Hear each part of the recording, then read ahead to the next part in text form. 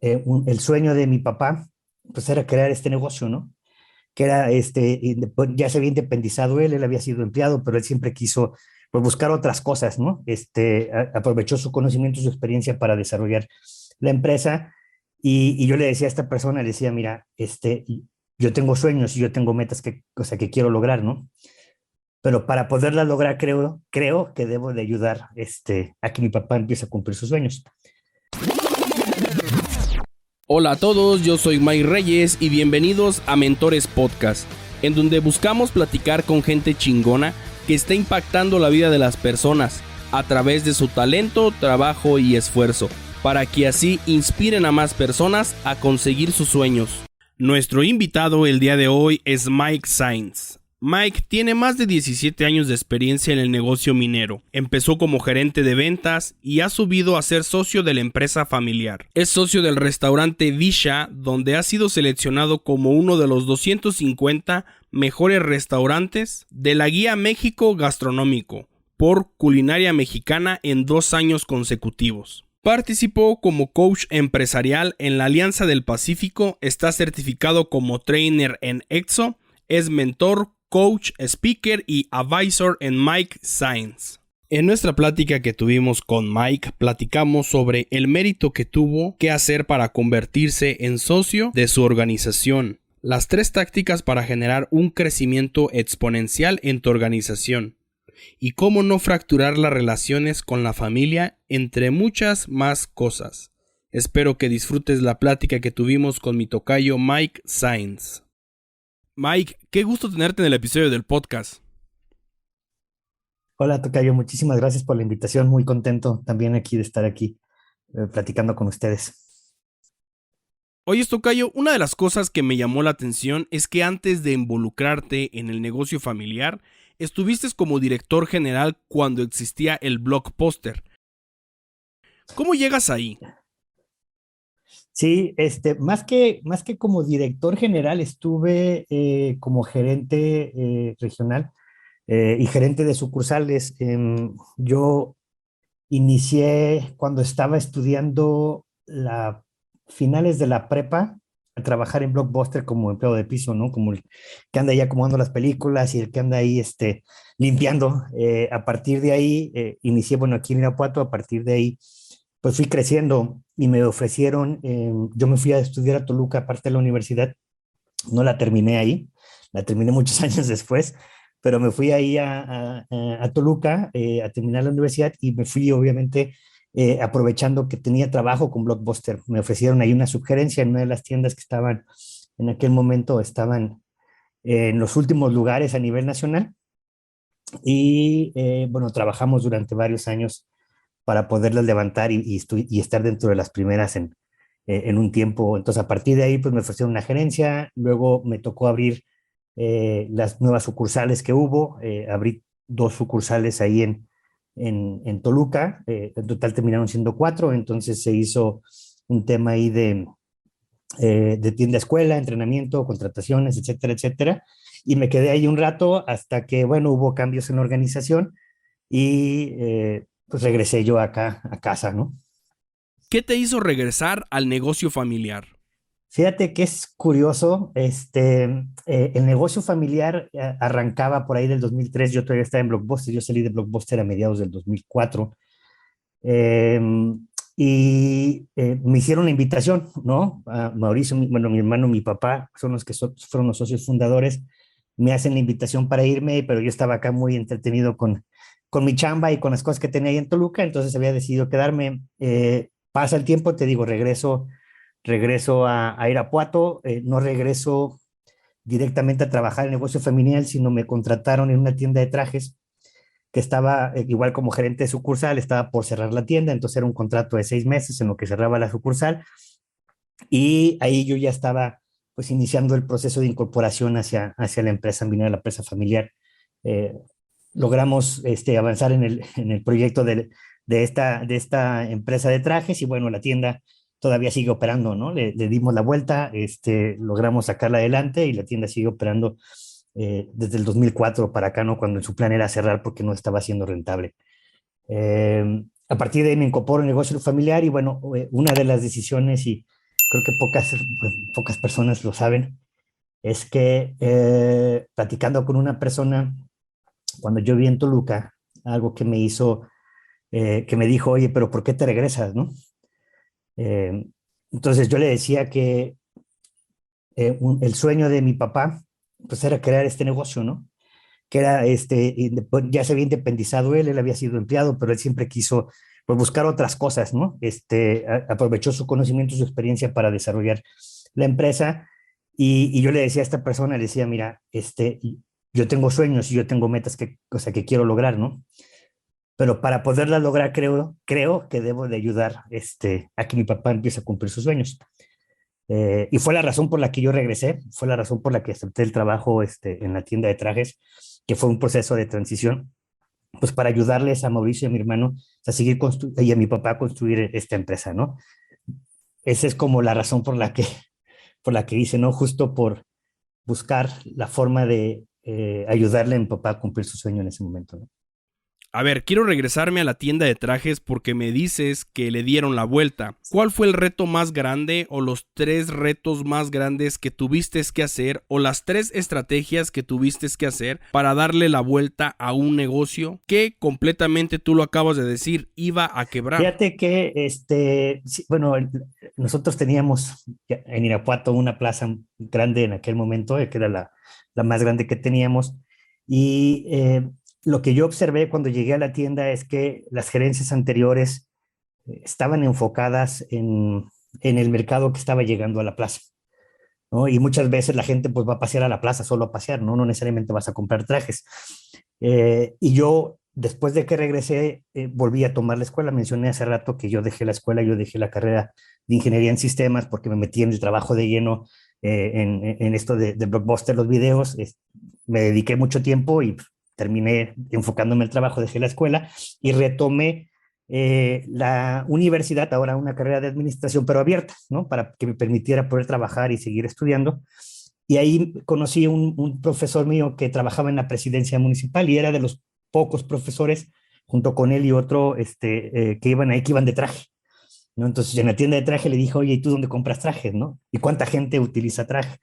Entonces a partir de ahí lo que yo empecé a ver es encontrar este mercado que no llegaba a la plaza, ¿no? Entonces me fui a la presidencia municipal a vender trajes, ¿no? Me fui a las automotrices a vender trajes y curiosamente encontré un nicho de mercado que tiene que ver con las bandas de los pueblos que están cerca de aquí de Irapuato, ¿no? De Pueblo Viejo, de Pénjamo.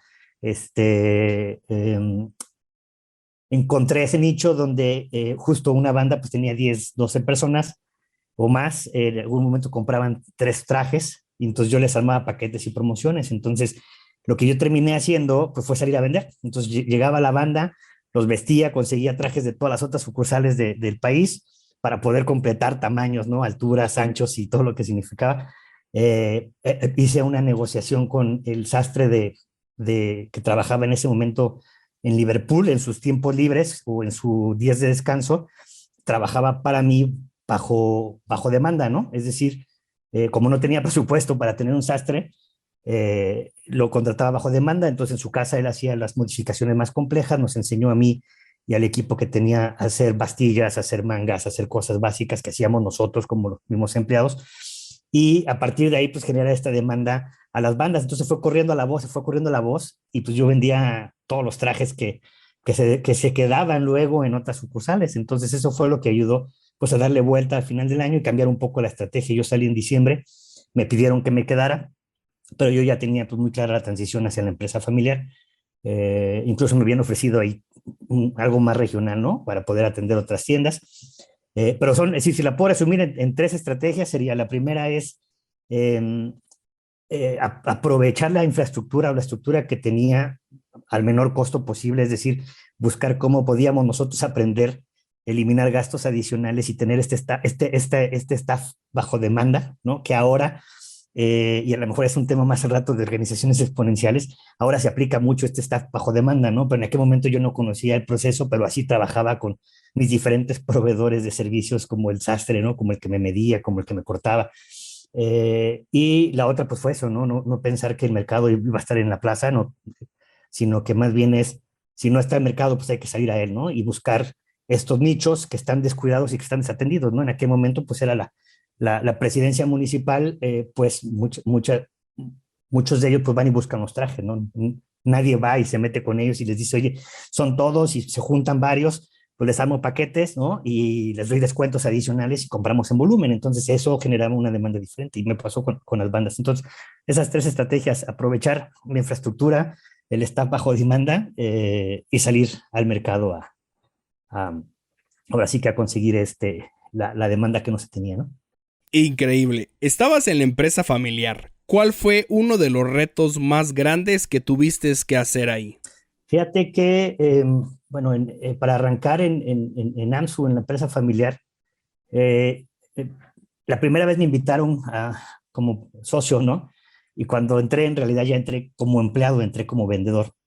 No había sociedad, no había nada, y yo creo que uno de los retos más importantes en aquella época, pues el GPS todavía ni existía como lo conocemos ahora, entonces salía de viaje con mis mapas de guía roji, así como un bonche de mapas de guía roji para viajar, entonces a mí me tocaba atender y desarrollar una nueva industria. El enfoque de la empresa estuvo en el sector minero desde el principio, pero también quería desarrollarse el área de agregados, que tiene que ver con la materia prima para la construcción de carreteras. Entonces, para mí uno de los principales retos fue eso, ¿no? Primero, conocer la parte técnica de los productos, y segundo, el tema del viaje y de cambiar la dinámica de trabajo, pues al final del día, estando como empleado en una empresa, pues tienes jefes, tienes indicadores, tienes procesos muy claros, ¿no?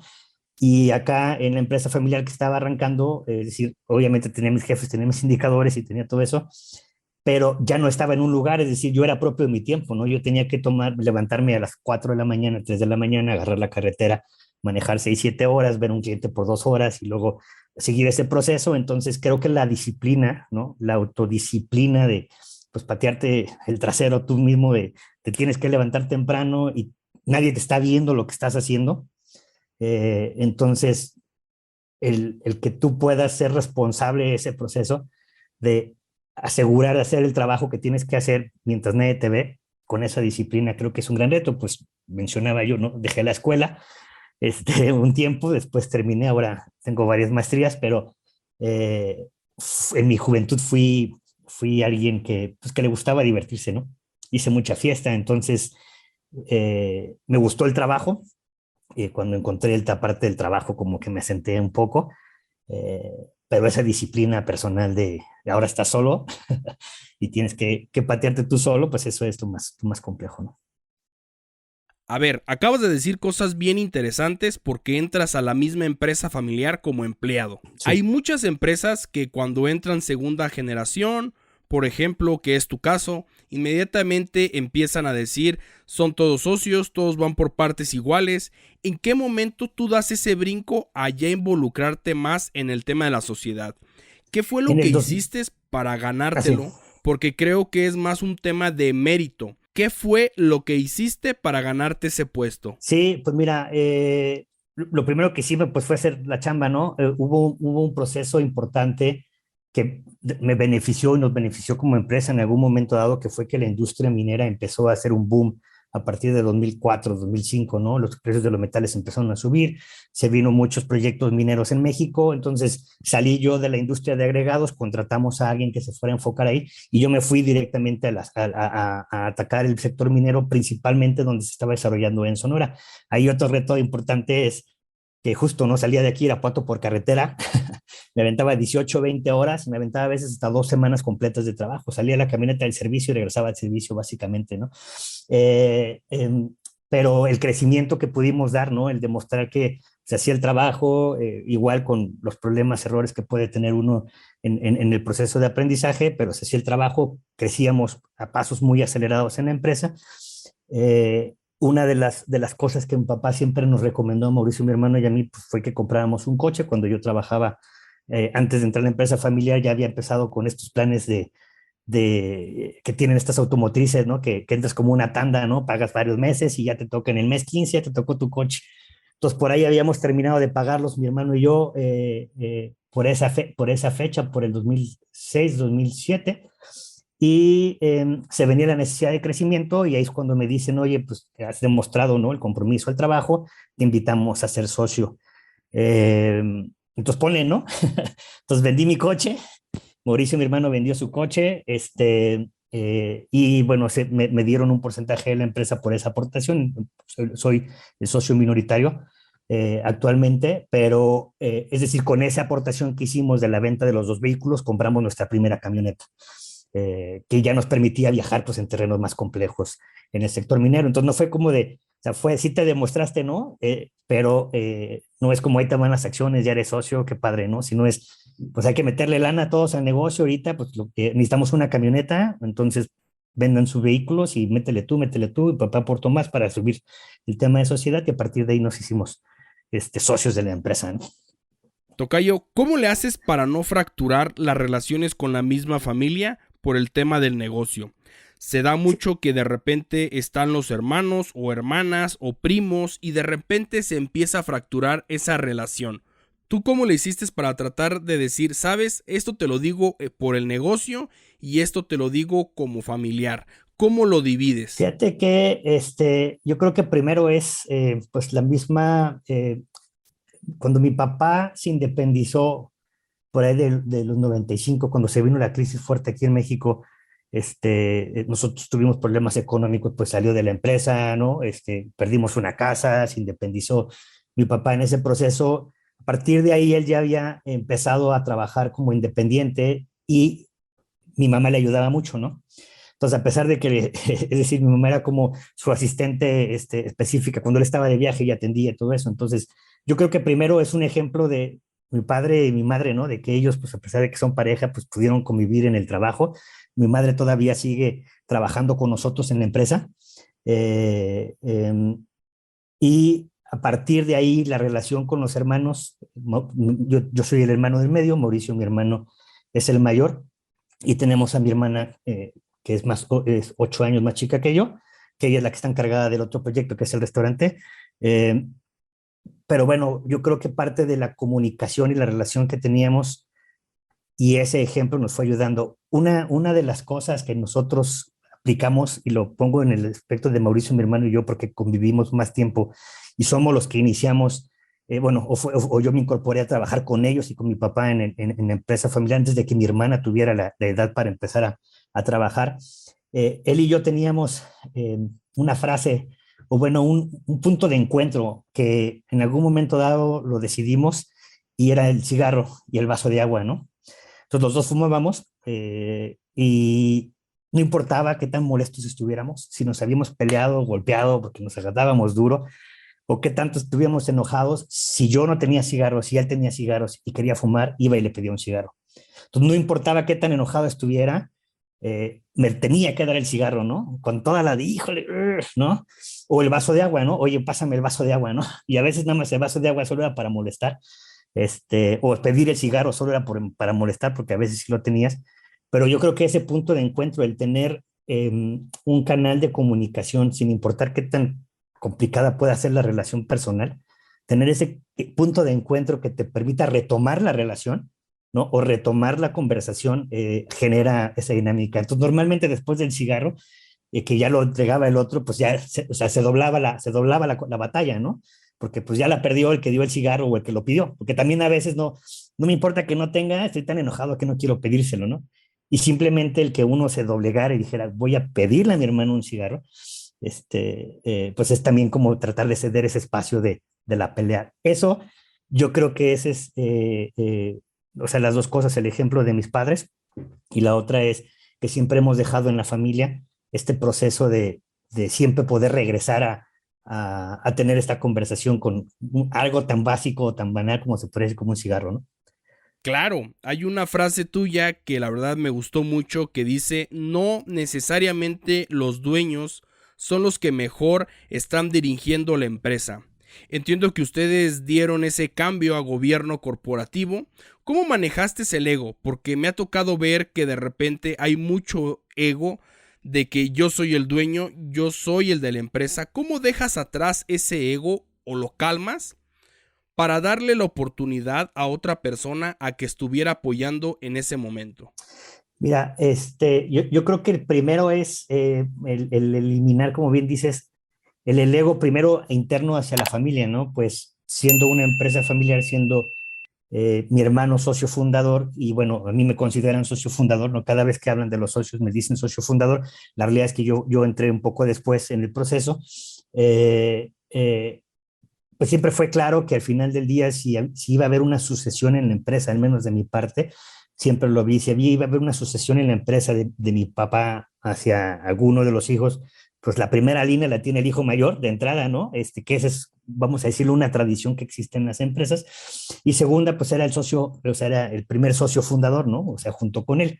Entonces yo siempre tuve claro eso, ¿no? Yo siempre tuve claro que mi trabajo en la empresa pues tenía que primero ganarlo, y seguro hacer que las cosas funcionaran. Y como te decía al principio, para mí, digo, o sea, yo amo la empresa y para mí o sea, mis sueños se han estado cumpliendo en ella, pero al inicio, mi visión era que mi papá y mi hermano pudieran cumplir los suyos, ¿no? Especialmente mi padre. Entonces, lo primero que hicimos o lo primero que hice yo fue meterme en este tema de aprendizaje de la empresa familiar, de las reglas de las familias, que era protocolo. En aquella época estaba arrancando Coursera, o al menos yo la conocí en el 2012, 11 por ahí, y me metí a cursos en Coursera. Había uno del TEC, donde un maestro, Fernando Sandoval, que ahora nos volvimos a conectar precisamente para un acompañamiento en la familia después de 10 años que yo lo vi en Coursera. Yo me acerqué primero con Mauricio, mi hermano, entonces yo le dije, mira, oye, eso fue en el 2012. Yo entiendo que pues, las cosas son así, ¿no? O sea, tú eres el que está aquí enfrente, yo te apoyo, si tú dices que tú vas, yo me pongo a un lado tuyo y como sombra te ayudamos, o sea, te ayudo a que esto siga jalando, ¿no? Pero hay que poner las reglas, ¿no? O sea, hay que poner el trabajo, hay que poner, y a partir de él y yo construimos en ese momento lo que se llamó el North Star de la empresa. Construimos esta visión a 5 años, cómo nos veíamos, cómo queríamos ver gobierno corporativo, la innovación. Fuimos pioneros nosotros en el 2011 en la implementación de tecnología de escaneo láser en el sector minero para monitoreo de equipos. Entonces, ¿cómo veíamos nosotros la evolución en la empresa? Y a partir de ahí fuimos construyendo en conjunto, ¿no? En algún momento dado se ha hablado, por ejemplo, ahorita estamos en un proceso de sucesión, porque siempre se mantuvo de una sucesión formal, en una doble dirección donde Mauricio, mi hermano y yo tomemos la doble dirección hacia el frente, uno hacia el interior de la empresa, el otro hacia el exterior. Todavía estamos terminando de construir ese camino, pero es decir, o regresando a contestar tu pregunta, y a lo mejor el contexto que pongo es muy largo muy amplio, pero vale la pena mencionarlo, es que justo una vez que uno se quita primero su ego, ¿no? De que sabes que hay un camino que tienes que seguir. Dos, pues que te unas a esas personas, ¿no? Posiblemente, y en algún momento dado hemos tomado en las conversaciones hace algunos años donde decían, no, que Miguel tome la dirección, ¿no? Y que Mauricio apoye. O sea, hemos tenido estas conversaciones, ¿no? A nivel familiar. Pero yo creo que esa es la primera parte, que uno sepa claro que no eres, que no eres la mejor persona que debes estar, ¿no? Y tú lo mencionabas hace un momento. Ese siempre es algo que yo lo he creído. Y la otra es que justo cuando encuentras personas en el camino que te das cuenta que ven la perspectiva de una manera diferente, y voy a poner el ejemplo, ahorita yo estoy tomando, es decir, ahorita en este proceso de sucesión se ha ido acelerando un paso, pues hubo un colaborador que se integró en la empresa durante la pandemia, y él agarró, yo soy el responsable, o hasta la fecha sigo siendo responsable, pero él ya toma un rol más activo de todo lo que tiene que ver con las ventas de la empresa. Entonces, él viene de una empresa más grande, me dice, oye, pues mira, te estás ahogando en un vaso de agua, ¿no? Yo estoy analizando, veo estas habilidades, áreas de oportunidad en tu área, en tu mejora. Aquí hay un plan que yo te propongo y a partir de ahí, pues tú dime si te interesa, ¿no? Entonces lo analicé, lo revisé, lo hablé con el consejo de profesional que tenemos en la empresa, y dijimos, pues va, ¿no? Vamos a dar la oportunidad de ayudarnos. La verdad es que ha sido un proceso pues de aprendizaje para todos, pero hemos podido, primero, el año pasado, que ya él tomó un rol más activo y que yo estuve más apoyándolo, pues regresar a los números que teníamos en el 2019, y ahorita arrancamos un 2022 bastante energético, ¿no? Entonces, el reconocer, ¿no? Eso que menciono yo, que siempre he dicho, es reconocer que hay personas que tienen habilidades que tú no tienes y que en la medida que puedas conectar, como dice José Manuel, este señor, me dice, o sea, dices, hacemos muy buena mancuerna, ¿no? Y la hacemos porque justo yo tengo habilidades, tengo contactos, tengo relaciones, tengo procesos, experiencias, etcétera, y él tiene otro tipo de relaciones, contactos, experiencias, conocimientos que si juntas, pues entonces se canaliza la energía.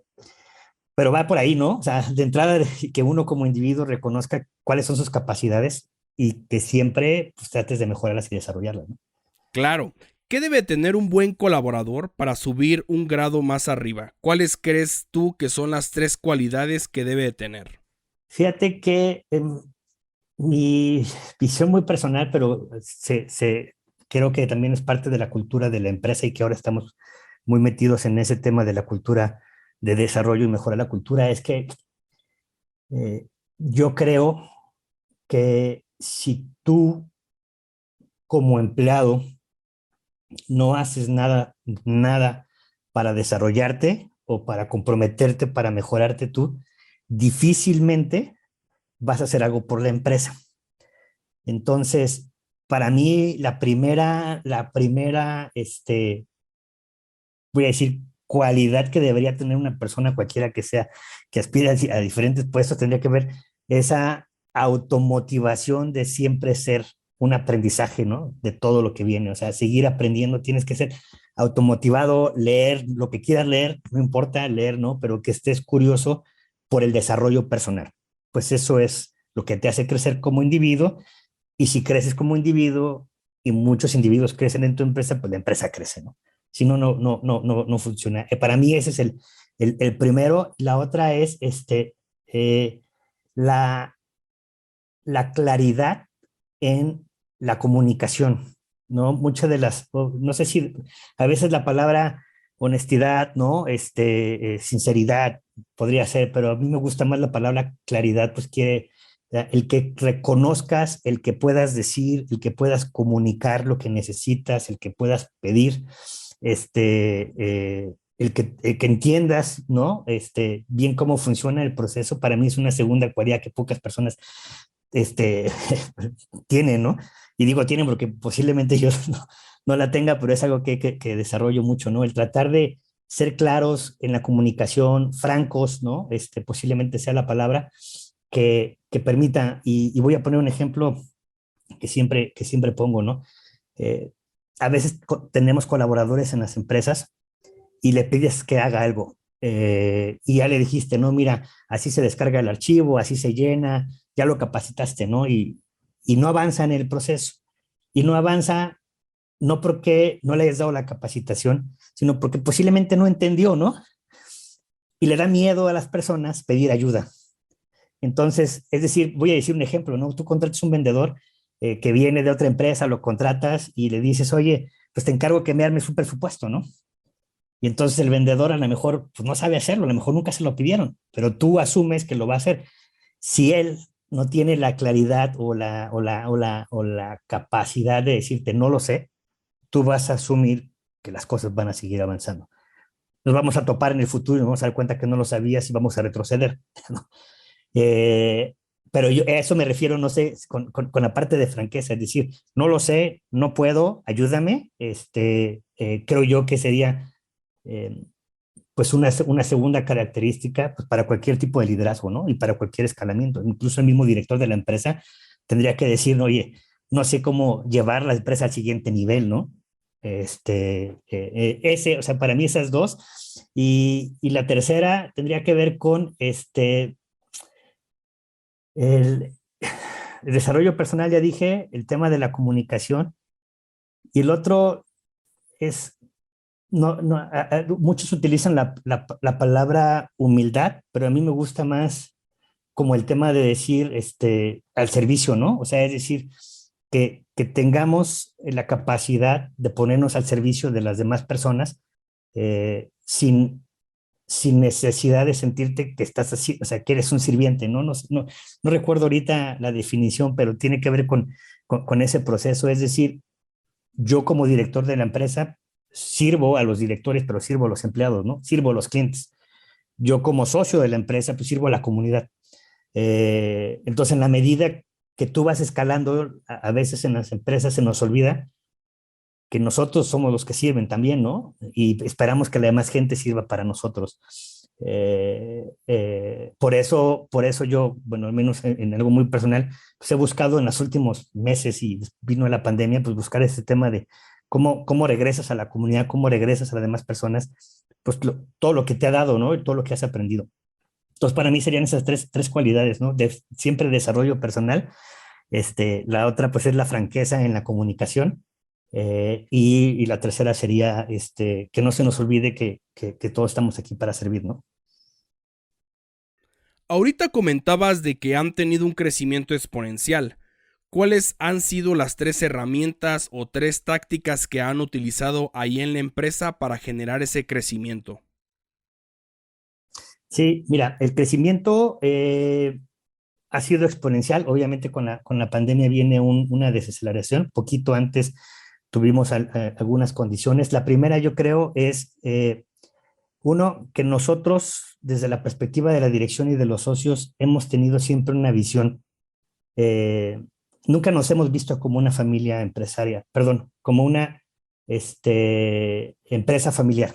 Siempre nos hemos visto como una corporación, ¿no? Como una empresa multinacional que va a estar en todo el mundo y que va a tener muchísimas sucursales. Entonces, la entrada sería, lo primero es que nosotros siempre hemos buscado ese desarrollo, ¿no? Y diría la primera táctica es un desarrollo del mindset o de la mentalidad para poder seguir avanzando.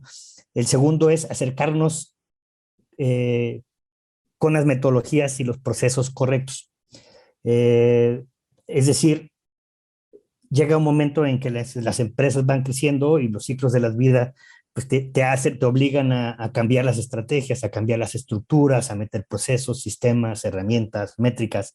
Creo yo que el poder aplicar o haber tenido la habilidad de saber los momentos en los que se requerían estas metodologías, pues te permite sentar la base para seguir creciendo. Y la tercera tendría que ver con las personas, no solo, o sea, no solo al interior de la empresa, a los colaboradores, sino también hacia el exterior. Es decir, nosotros afortunadamente hemos tenido asesores, consultores, mentores que nos han abierto los ojos en muchas perspectivas, ¿no? Yo tuve durante el crecimiento que traíamos acelerado que mencionaba yo al inicio, ¿no? A 2004, por ahí se detiene la industria en el 2012, 2013, porque pues, se vino la crisis de las hipotecas, no sé si la recordarás, en el que hubo colapso en el mundo. Entonces empezó a reducirse las inversiones en México, empezaron nuevas leyes fiscales, de inversiones, etcétera, etcétera. Y entonces se detiene un poco las ventas y a partir de ahí pues te das cuenta que también parte del crecimiento acelerado pues tenía que ver con aprovechar y apalancar el movimiento de la industria, pero al mismo tiempo empezamos un proceso de implementación de estos sistemas y procesos. Y te digo, yo tuve un mentor, Héctor, que todavía es un gran amigo mío, que me ayudó precisamente a empezar a implementar sistemas de administración de ventas y a partir de ahí construir lo que venía con Mauricio, mi hermano, el tema de gobierno corporativo. Fuimos socios o hemos sido socios fundadores de uno de los comités de proveeduría del clúster automotriz de aquí del Bajío cuando arrancó.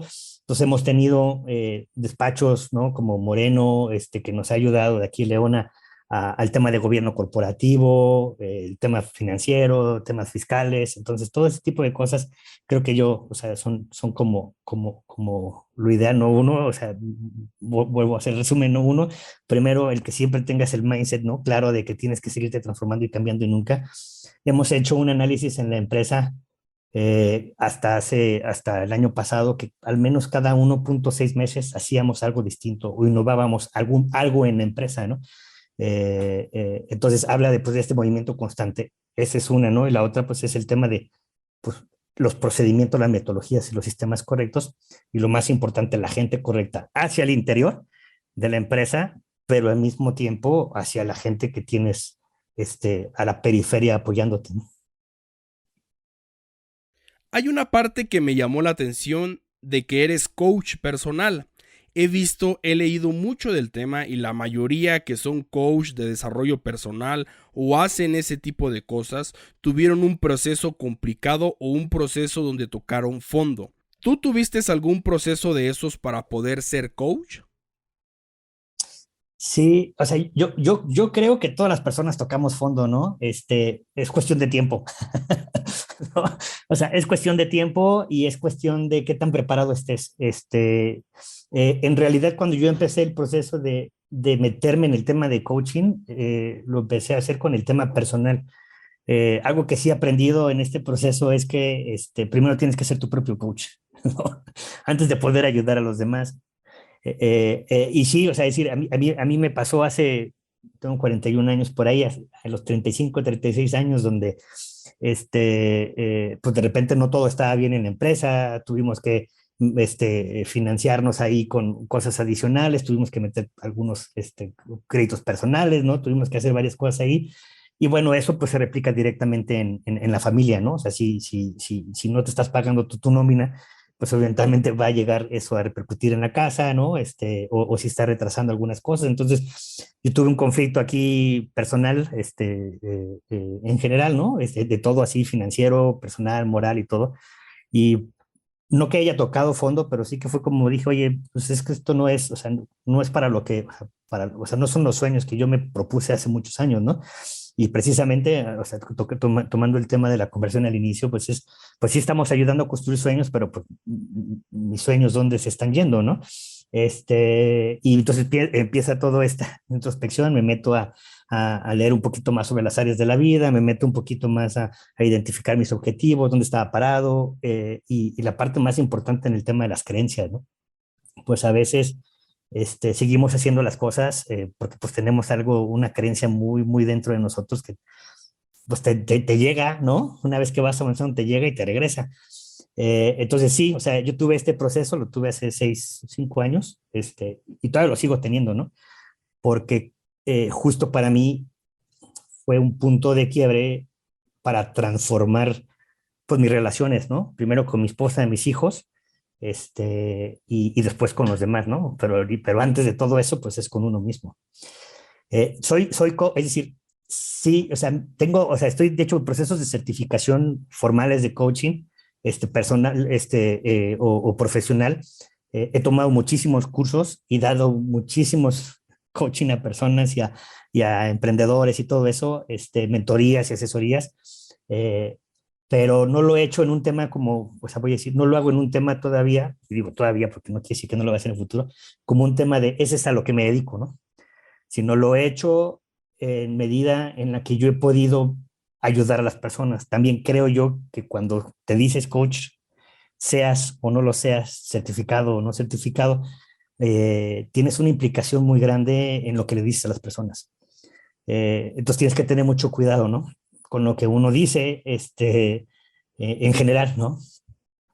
A ver, quiero entrar más a detalle ahí, porque primero, ¿cómo te das cuenta de que algo está mal?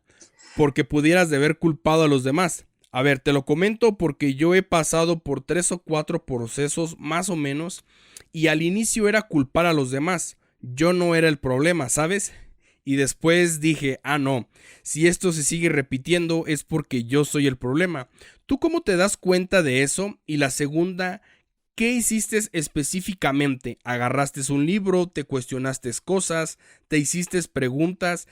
¿Qué trabajaste, tocayo? Sí, mira, lo primero es,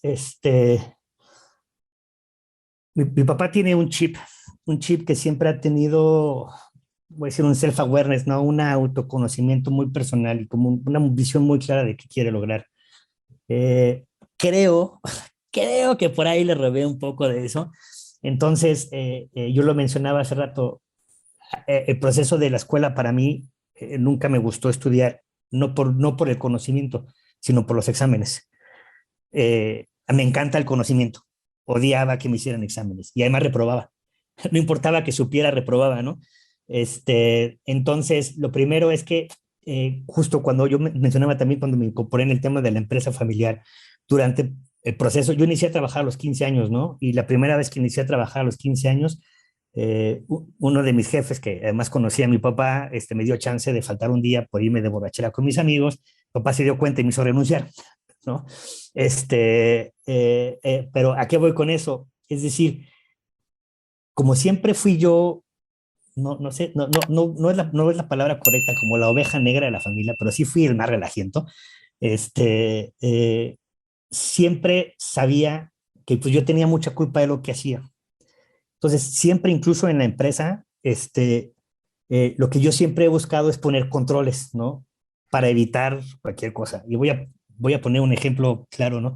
Cuando yo salgo de viaje, yo viajo muchísimo, este, normalmente yo me quedo en el cuarto, trabajo en el cuarto, pido comida en el cuarto y hago todo eso, ¿no? A menos de que vaya con algún colaborador o con un cliente. Este, Nunca le he sido infiel a mi esposa, pero el quedarme yo en el cuarto encerrado, ¿no? Y pidiendo siempre de comer, pues es un control para decir que es allá afuera en un bar y todo eso, ¿no? Donde pues a lo mejor se da la ocasión y pues te echaste unas copas antes porque te echaste un par de cervecitas, te relajaste, conociste a alguien, platicaste y, o sea, a lo mejor es un extremo lo que digo, pero ese tipo de pequeñas cosas son los controles que uno se va poniendo, pues al final del día te permite pues generar estructura, ¿no? Y eso son los controles que pones en la empresa cuando metes un gobierno corporativo, ¿no? O cuando metes un protocolo familiar para que las reglas de la familia, que si alguien pues quiere, necesita más dinero, pues que ahí le va todo, ¿no? O sea, es decir, ese tipo de reglas que tienes que ir poniéndote a ti y eso. Entonces, lo primero es ese. Entonces, pues, o sea, en realidad cuando tuve el conflicto interno aquí, pues fue personal, fue financiero, fue con mi esposa, fue con mis hijos, fue un tema de, o sea, ya estuvo, ¿no? O sea, sí estás haciendo las cosas bien, porque además, la, voy a decirlo, la paradoja es que uno hace lo que hace por el bien de su familia, ¿no? O sea, te vas de viaje y le metes todo el viaje y te pones una friega y llegas tarde a la casa porque estás chambeando, porque quieres sacar la papa, porque quieres traer el dinero, pero no tienes la conversación con la esposa, no tienes la conversación con los hijos, pero lo haces todo por ellos, ¿no? Entonces, vas haciendo así, de repente volteas y dices, oye, sí, pero pues mira, pues no he podido cambiar o crecer o comprar una casa, ¿no? O no he podido llevar a mis hijos de vacaciones este año porque estamos metidos tanto en el trabajo o las condiciones en el trabajo ahorita no nos permiten. Entonces te das cuenta, ahí dices, pues ya, ¿no? O sea, decir, sí, está bien que estés haciendo todo por todos, pero pues no estás avanzando tú y no estás avanzando con los demás. Entonces, lo primero que hice fue buscar precisamente información al respecto, ¿no? Hay un libro a mí que me encanta mucho, que justo soy muy fan y a partir de ahí mucha transformación personal ha llegado hacia mi vida, que se llama El Código de la Mente Extraordinaria, de Vishen Lakhiani. Y la realidad, la razón por la que lo leí fue porque yo siempre he creído o siempre me ha gustado el tema del conocimiento y el aprendizaje.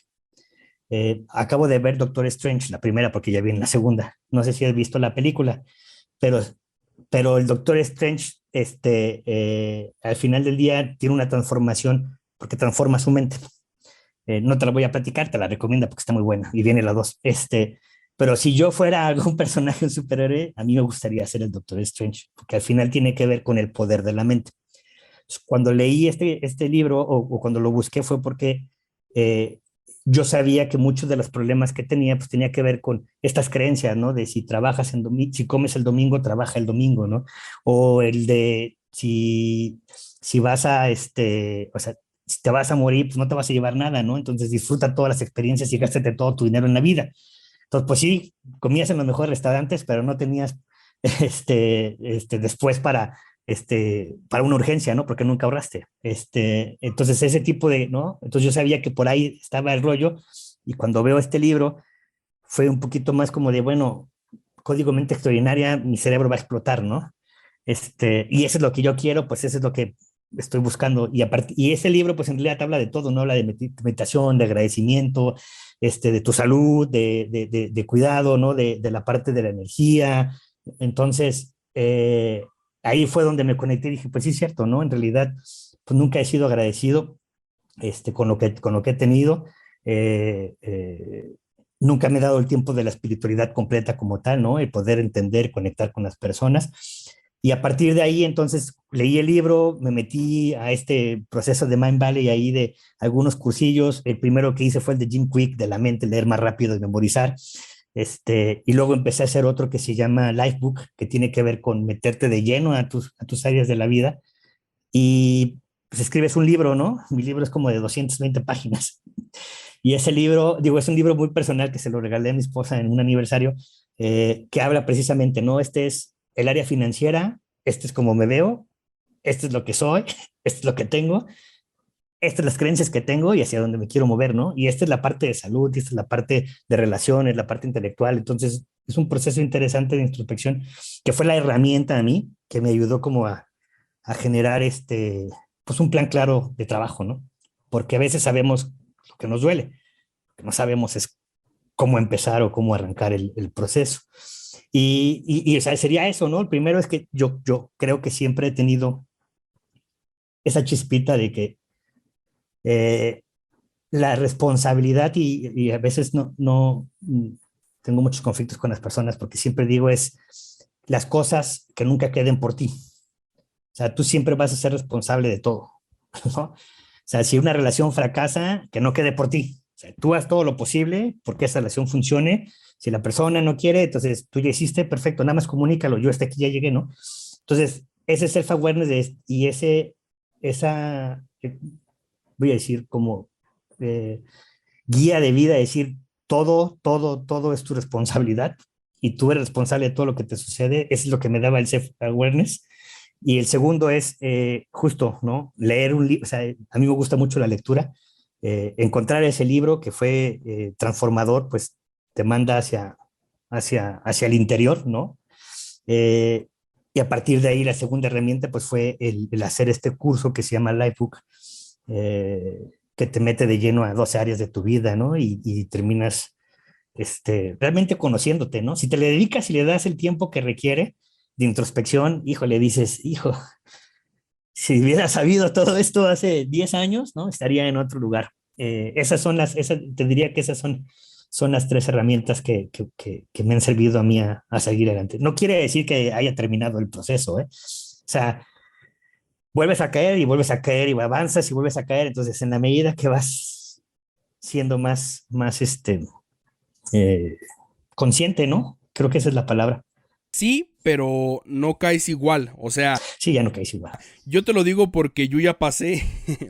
Ya no es igual. Y de hecho acabo de terminar de leer ese libro el año pasado y sí está muy bueno. Sí. Incluso la meditación, yo me inscribí porque tenía el acceso a lo de las meditaciones. Y esa Sí. meditación es la que estoy haciendo ahorita todas las mañanas. Y sí me ha cambiado la forma de ver las cosas.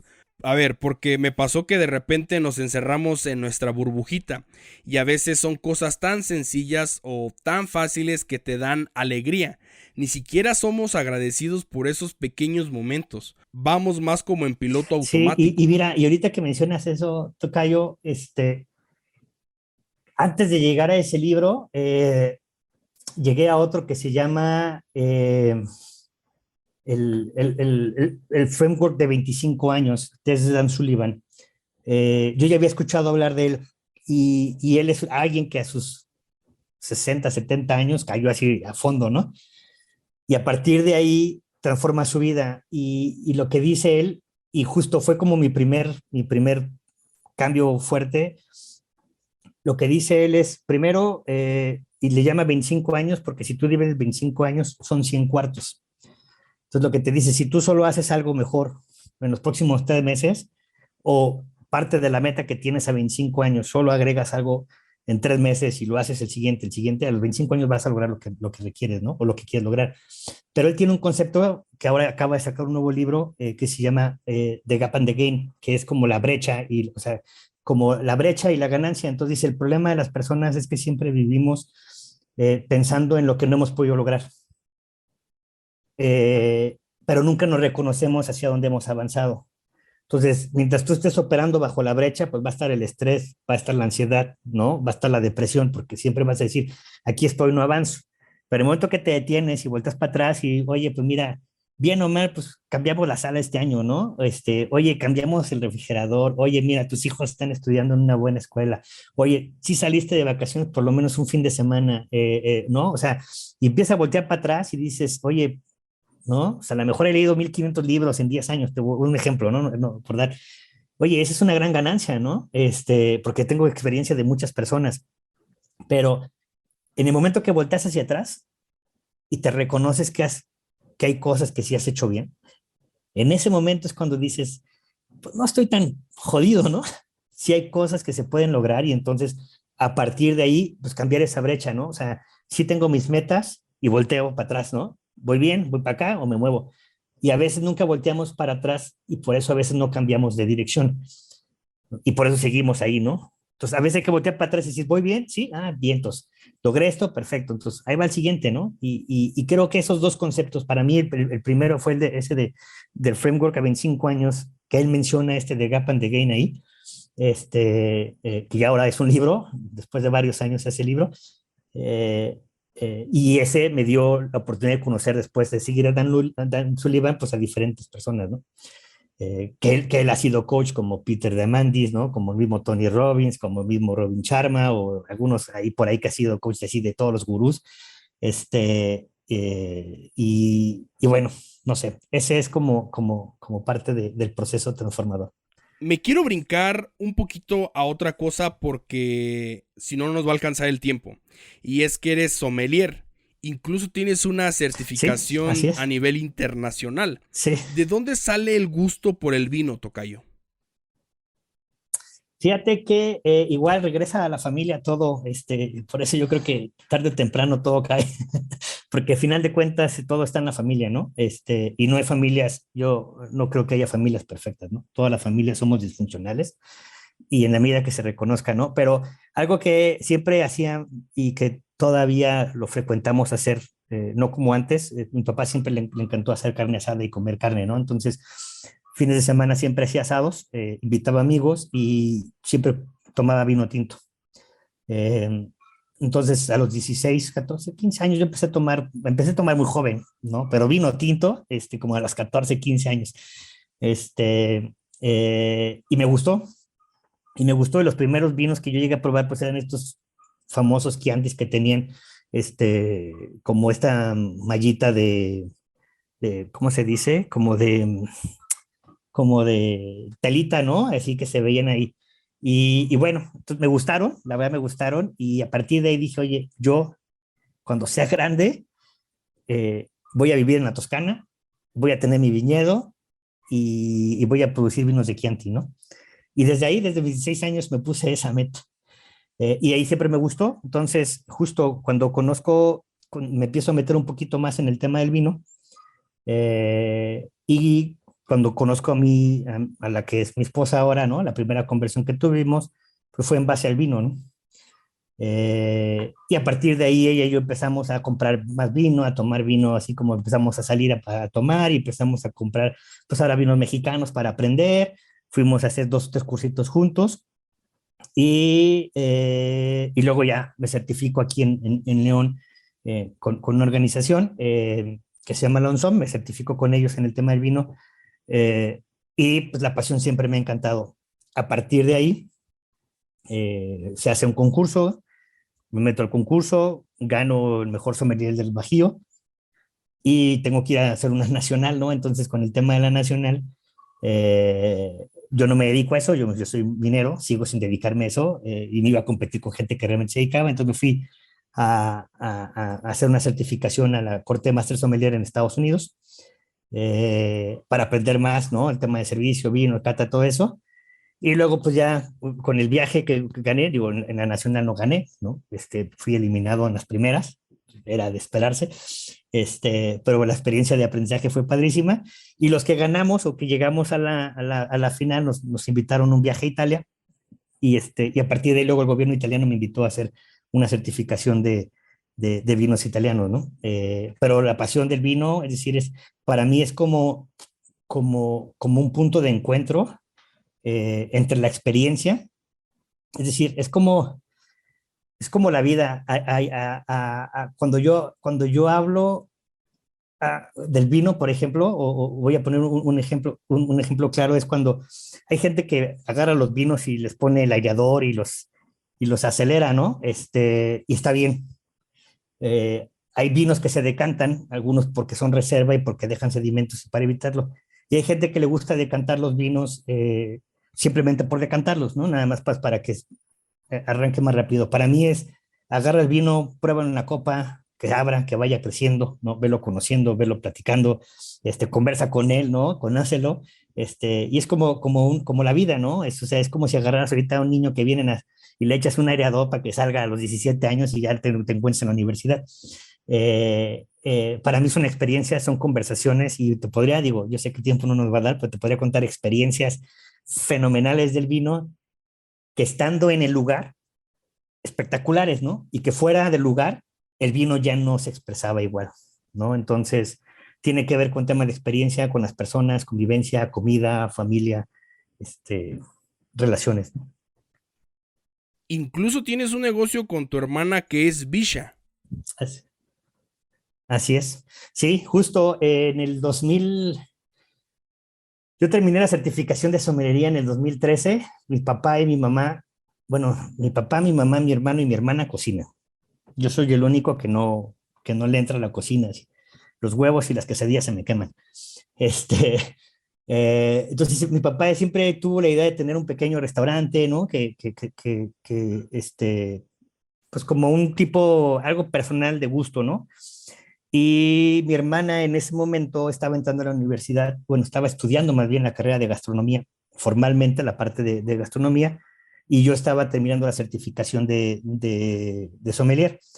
Mauricio, mi hermano, él es como más de relaciones públicas, es muy, voy a decirlo, tiene un ojo artístico y arquitectónico o sea, como que el corazón de él es como mucha visión hacia el arte, ¿no?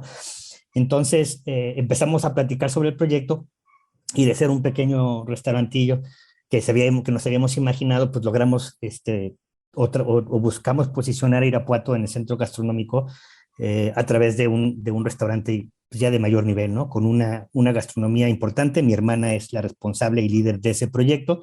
Mauricio, mi hermano, tiene que ver con todo el tema de arquitectura, diseño, mucha intervención de artistas mexicanos y el tema de la carta de vinos y el tema del programa de vinos, pues que ha tenido reconocimientos por revistas internacionales. Hoy por hoy el restaurante, afortunadamente, por el trabajo que se ha hecho desde atrás, ¿no? Desde los inicios, ahorita pues ha sido reconocido en los últimos 2 años dentro de una lista como de los mejores 250 restaurantes del país, ¿no? Habemos 11 en Guanajuato, 3 están en León, los demás están en San Miguel de Allende y el único de Irapuato pues somos nosotros. Y ahí estamos metidos los tres, ¿no? Ahí somos o sea, ahí estamos 5 socios, mi papá, mi mamá, mi hermano, mi hermana y yo, pero la que se responsabiliza completamente del proyecto y quienes nada más apoyamos, coachamos, consultamos y cuando pues hay que meter las manos le metemos, somos Mauricio y yo, ¿no? Estuviste como coach en la Alianza del Pacífico. ¿Cómo llegas ahí? Sí. Fíjate que cuando llega el COVID, yo estaba viajando, mencionaba hace rato, el responsable comercial del tema minero, entonces eh, todavía en el 2019 viajé 280 días más o menos. Entonces viene el COVID, el 17 de marzo estaba viajando y me dicen vas para atrás porque se va a cerrar todo, me regreso y dejo de viajar. Antes yo creía que era súper productivísimo viajando, visitando clientes y te das cuenta que no, ¿verdad?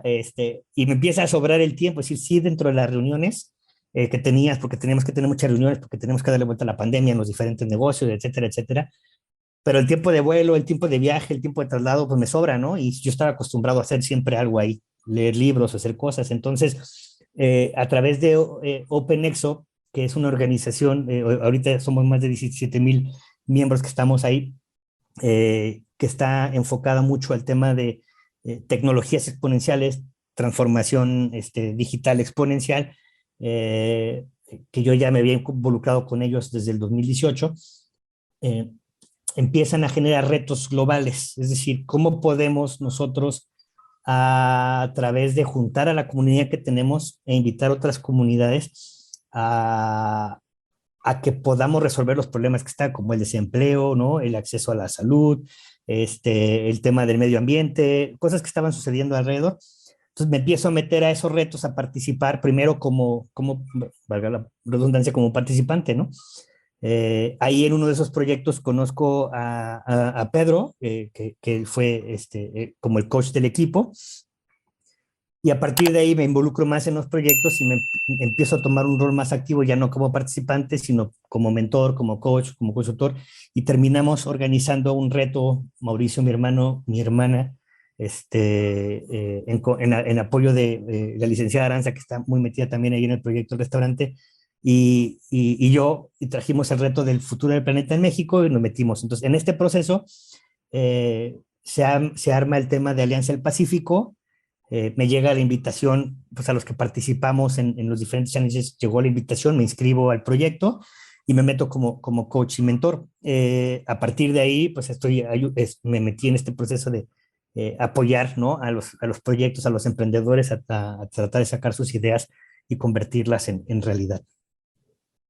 Vamos a pasar a una sección de preguntas más específicas. Uh-huh. ¿Cómo un error o lo que parecía un error en ese momento te preparó para un futuro exitoso? Yo creo que cuando hay dos frases que me gustan a mí, bueno, una frase y una anécdota. La primera es, el 10% de lo que sucede es lo que te pasa, o sea, es lo que pasa a ti, y el 90% es cómo la canalizas o cómo lo comprendes tú, ¿no? Entonces, cuando uno comete un error, yo soy de la idea, y hasta la fecha lo hago, o sea, vete hasta el fondo, ve hasta dónde te fuiste el impacto, hasta dónde, o sea, decir, qué hay alrededor que pudiste haber dañado, y a partir de ahí construyes hacia atrás. Entonces, yo creo que cuando uno comete errores, y lo aprendí también con el tema de la meditación, con ese de las 6 fases que también sigues tú, es primero perdónate, ¿no? Y perdónate. Entonces, un error, una vez que lo cometas, mira, no importa qué tan grave sea, perdónate. Ya no vas a poder hacer nada, ¿no? Y a partir de ahí, transfórmalo, ¿no? Y transfórmalo como experiencia. A veces pueden ser éxitos, a veces puede ser que no, pero yo diría que, ¿cómo lo transformas? Primero a través del perdón y de asegurarte que tengas claro cuáles son las aristas o los daños del impacto de ese error. ¿Cómo ves el fracaso?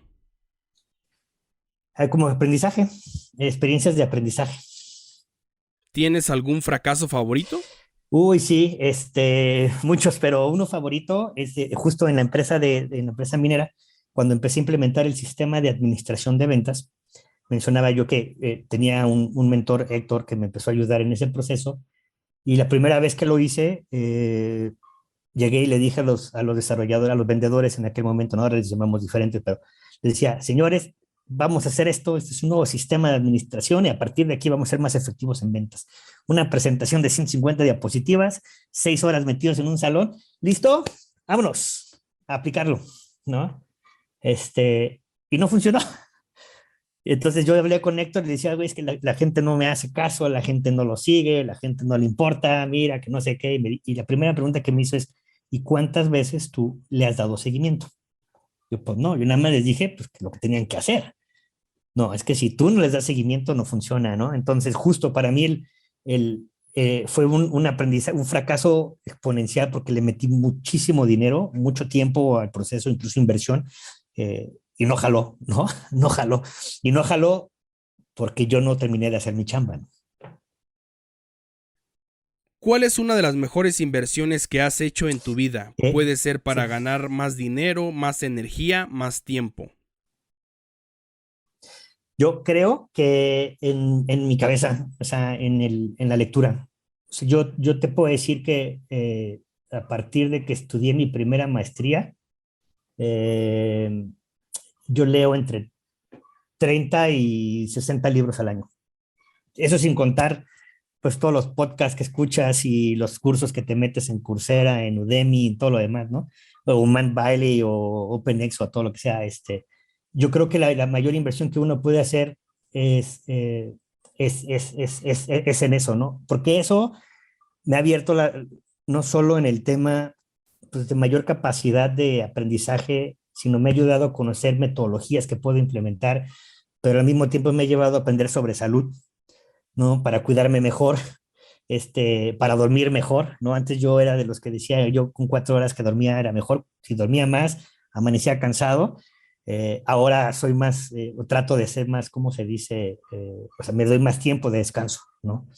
Entonces, justo, creo que en la medida que uno pueda, o sea, la inversión es en libros y en cursos, pero eso te va abriendo la oportunidad de atacar todo, o sea, la parte financiera, la parte de salud, la parte de relaciones. Y yo te diría, bueno, uno de mis grandes, uno de mis grandes reconocimientos después de toda esta crisis que yo tuve, que me metí ya con lo que te decía yo de Man Valley y todo eso, eh, que íbamos caminando un día ahí por un centro comercial y uno de mis hijos me dice, oye papá, ¿ya eres más feliz?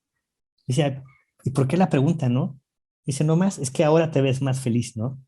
Y justo había sido un proceso de un año que yo te diría que pues me perdoné a mi mamá, a mi papá, a mi hermana, a mi hijo, a mi esposa, a mi tío, a mi vecino, a todo el mundo, que empecé este proceso de meditación, que empecé todo el proceso y justo, ¿no? Mi esposa llegó a decirme una vez, me dijo, es que los hijos, o sea, tus hijos te extrañan ahora mucho porque ya no eres el ogro que eras antes, ¿no? Y eso, o sea, esa inversión en libros me llevó a recibir ese regalo, ¿no? Cuando te sientes abrumado o desconcentrado o has perdido el enfoque, ¿qué haces? Me, me doy un tiempo, a ver, te quisiera decir que meditando, así con metiéndome, pero es difícil, pero sí me trato de alejar un poco del entorno. Y a mí me gusta mucho, por ejemplo, cuando viajo, ya sea que viaje por carretera, ir solo, y hablar conmigo. Y cuando estoy viajando en avión y en eso, pues es leer un libro que me permite como calmar las cosas, ¿no? Pero te diría que mi primer es, siéntate, medita, ¿no? Respira y habla contigo. ¿Cómo tomas decisiones difíciles? ¿Tienes algún framework o algo? Pues mira, así como, como tal, lo que sí, lo que nosotros, o sea, lo que nosotros, porque además lo usamos mucho en la empresa, es que era parte de lo que te decía de la mentalidad. El otro se llama la paradoja de Stockdale. La paradoja de Stockdale es la historia de un almirante que estuvo en Vietnam y que fue prisionero de guerra y que lo torturaban, lo torturaban. Y él se dio cuenta que las personas que eran muy optimistas, que decían, ya vienen por nosotros en diciembre, ya voy a estar en mi casa, eran las que fallecían primero. Entonces se llama la paradoja de Stockdale porque es decir, siempre tienes que tener la fe de que vas a hacer que las cosas funcionen y salgan hacia adelante. Pero tienes que tener bien claras las adversidades y los hechos brutales que estás viviendo. Entonces, para mí, la forma de tomar decisiones está enfocada en hacer como hace rato decía, ¿no? Un error, ¿no? Bueno, es una decisión que tienes que, párate, decía alguien, eh, no recuerdo ahorita su nombre, que decía, en el tiempo de la urgencia, la paz primero, ¿no? Entonces es tratar de buscar un escenario en el que te permita hacer un análisis de impacto. No lo hago todo el tiempo, sería mentira decirte que es algo. Eh, las tomo más pensando en 5 preguntas que incluso están dentro del playbook de ventas, que una es eh, que si es algo que es bueno, en este caso si una decisión personal o familiares para mí o para la familia, si es para la empresa, si es bueno para la familia. Este, y segundo, que es si es algo de lo que estás dispuesto a tomar responsabilidad, ¿no? O sea, si las cosas no funcionan, vas a tomar la responsabilidad, sí o no. Y tres, ¿no? Es decir, eh, tiene que ver con el tema de si es ético lo que estás haciendo, entonces, si es ético, es bueno, para las personas o para las organizaciones y es algo de lo que estás dispuesto a tomar responsabilidad, son como las tres preguntas que diría yo que es como las que se hacen automático para tomar una decisión. ¿Hubo algún momento donde estuviste a punto de tirar la toalla y qué hiciste para no tirarla? Mira, yo creo que no solo uno, muchos momentos he querido tirar la toalla. Y tirar la toalla no es, o sea, nunca me iría a un extremo, ¿no? Eh, pero una de las cosas que hago, y a lo mejor suena, no sé cómo decirlo, pero cuando estoy así muy frustrado, muy enojado, muy molesto, que digo, yo ya, aquí me voy, agarro un videojuego de guerra y me pongo a matar zombies.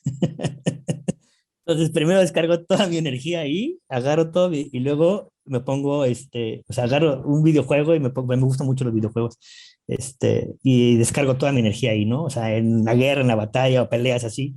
Y ya que descargué toda mi energía, entonces ahora sí hago ejercicio, luego medito y a partir de ahí retomo la pila, ¿no? ¿Cuáles han sido los 3 mejores mentores que has tenido y cuál fue el consejo que te dieron? ¿O por qué tú los consideras mejores? Mira, primero, te diría que ese es mi padre y ese, siempre lo va a hacer. El consejo que siempre me ha dado y no solo me lo dio, sino lo aplicó y muchas veces fue el tema de la responsabilidad, ¿no? O sea, tú eres responsable de lo que haces. Y ponía el ejemplo que cuando, a pesar de que mi jefe me había dado oportunidad de irme de fiesta, ¿no? O salir antes del trabajo, mi papá no lo vio como un acto responsable y me hizo renunciar. Entonces te diría eso, ¿no? Y por eso creo que va el tema del chip y decía el tema de la responsabilidad, ¿no? De tú eres responsable de todo lo que te pasa. Ese sería el primero. El segundo ha sido mi madre y en algún momento en mi juventud, en mis destrampes, llegué a ser como de esas personas que todo el mundo hablaba, ¿no? Por lo mismo de que pues hacía muchas cosas, ¿no? Digo, nada grave, pero sí como que estaba, ¿no? Entonces me decía, lo que me dijo mamá es, nunca te preocupes por lo que digan los demás, preocúpate el día que dejen de hablar de ti, ¿no? Porque quiere decir que no estás haciendo las cosas bien. Eh, y el tercero podría decir que ha sido Héctor, el que mencionaba yo del tema de que me estuvo ayudando en el apoyo de las ventas.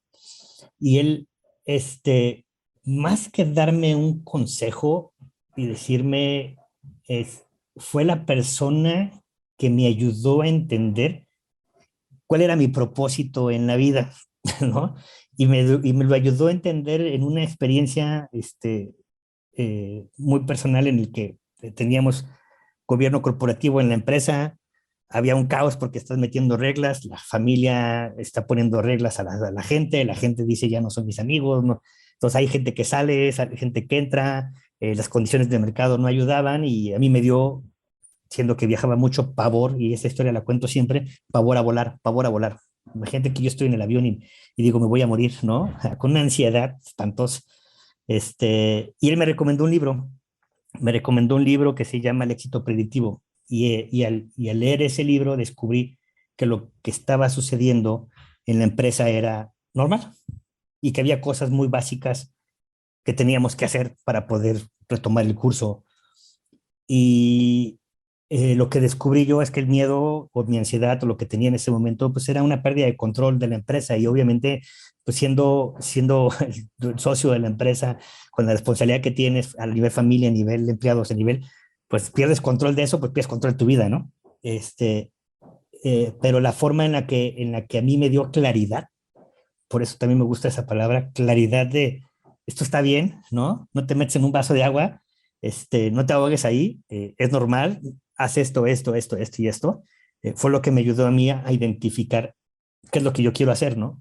Ya sea en la empresa familiar o fuera de la empresa familiar, que es ayudarle a las personas a que puedan identificar cuál es ese pequeño paso que tienen que dar para que puedan avanzar en sus diferentes áreas, ya sea personal o profesionales. Por eso es que me he metido a ese tema de coaching, ¿no? De ayudar en ese proceso. Entonces digo, yo sé que no es un consejo, pero pero fue como ese clavito que me dejó ahí la espina de mi propósito. ¿Cuáles han sido las 3 personas que más han impactado tu vida y por qué?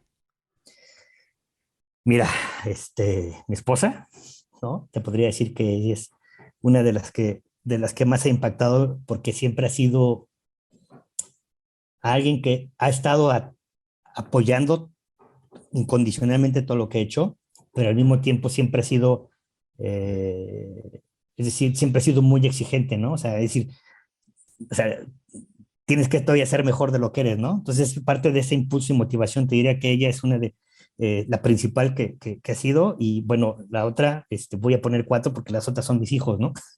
Y tengo 3 hijos, 2 de 17 años, y Miguel, entonces, que es el más pequeño, ¿no? Entonces tengo a Andrés, Diego y Miguel. Andrés y Diego son cuates, y diría, es decir, hay otras muchísimas personas que me han impactado a nivel profesional y personal, pero los que realmente me han transformado, o la razón por la que me gusta transformarme y ser mejor es porque eh, ellos son la luz de mi vida, ¿no? Si tuvieras la oportunidad de platicar con el Mike que apenas va a entrar a la compañía, que va a empezar a realizar sus actividades, ahorita con toda tu experiencia, con todo tu conocimiento, con todas tus vivencias, se acercara a ti y te pidiera algún consejo, ¿qué consejo le darías? Eh, el lenguaje, fíjate que algo que me ha pasado con ese tema del coaching, que me metí, te digo, al tema de la certificación, pero en realidad quien se está coachando soy yo. A veces la gente cree que lo hago por el tema de hacer negocio o hacerle ya, pero en realidad lo he hecho por un tema muy personal. Eh, Algo que he aprendido y me ha cambiado la vida es el tema del lenguaje y la comunicación. Eh, hay un libro que estoy leyendo que tiene que ver, que se llama Ontología del Lenguaje, y te explica, ¿no? El impacto que tienen nuestras palabras, nuestras expresiones, y todo lo que decimos. Y yo, si le pudiera dar un consejo al Mike de hace 20 años o 30 años o a cualquier otra persona cuando es pequeño, es, aprende a escuchar y o sea, y aprende a hablar, ¿no? O sea, porque tienes que tener conciencia de que todo lo que dices repercute. ¿Cómo se dice? Puede generar o no acción, ¿no? Entonces, el lenguaje es acción. Este, eh, Puede cambiar vidas. Entonces, yo recomendaría eso, es aprende sobre eso, porque eso, si nosotros, o sea, si él pudiera, mi Mike de hace 20 años, pudiera identificar el impacto y la capacidad del lenguaje, yo creo que podría ser mucho, o sería un líder diferente ahora, ¿no? Cerramos con la última pregunta. Vas caminando por la calle y te encuentras una lámpara mágica. Al frotarla aparece un genio que te dice que te va a conceder un solo deseo, pero va a ser el deseo que Mike quiera. ¿Qué deseo le pedirías al genio? Híjole, este, ser el Doctor Strange. No, digo, podríamos hablar, ya sabes, ¿no? Paz mundial y paz todo lo demás, pero yo creo que si pudiera yo pedirle algo que me permitiera a mí controlar la mente personal, ¿no? Lo cual me ayudaría a poder tener mejores acciones, pediría eso, porque yo creo que todavía todo el tiempo la seguimos regando. ¿No? Un autocontrol, diría. Pero ve la película del Doctor Strange y a lo mejor vas a ver por qué me gusta mucho esa analogía de cómo me gustaría hacer. Sí, perfecto, la voy a mirar, tocayo. ¿Algo más que te gustaría agregar? Pues no, en realidad, tocayo, agradecerte el tiempo, es decir, hay cosas que ya he platicado en otros lugares, hoy sacaste muchas cosas que no, había conversado, ¿no? Y creo que, este, casi, casi acá me quiebras, afortunadamente, ¿no? Entonces, te agradezco mucho, la conversación, la llamada, y créeme, lo único que me queda más bien es agradecerte a ti, en lo que pueda ayudarte, y en lo que pueda ayudar a la comunidad que estás acercando, ¿no? Y buscando impactar también. Tocayo, si alguien quiere saber más de ti, a detalle, dónde eres más frecuente, en qué redes sociales te pueden encontrar. Mira, en LinkedIn es la red en la que estoy más frecuente, es Miguel Ángel Sáenz Góngora, tal cual me encuentran. Es ahí, o en la estoy en Instagram como Mike Sainz y Mike Sainz X, una es para el vino, el otro tema para el tema de mentoría. Facebook solo es una réplica de esas dos redes, pero mi sitio de internet es mikesainz.com y ahí me pueden localizar. Perfecto, pues muchas gracias, Tocayo. Muchísimas gracias. Una plática muy variada. Si te gustó lo que escuchaste, agradécele a mi tocayo. Lo encuentras en LinkedIn @Mike Sainz. Si te gustó el episodio, suscríbete en Spotify y danos follow. Si nos estás escuchando desde iTunes, califícanos con 5 estrellas y déjanos un breve comentario. Nos encantaría leer tu feedback para mejorar cada uno de nuestros episodios. Es una acción que a ti no te cuesta mucho, pero para el equipo nos ayuda bastante. Si nos estás escuchando desde YouTube, suscríbete al canal y déjanos en los comentarios qué fue lo que más aprendiste de este episodio. No olvides seguirnos en nuestras redes sociales como @mentorespodcast en Facebook, Instagram, LinkedIn y YouTube. Recuerda mencionarnos en tus historias de Instagram para repostear.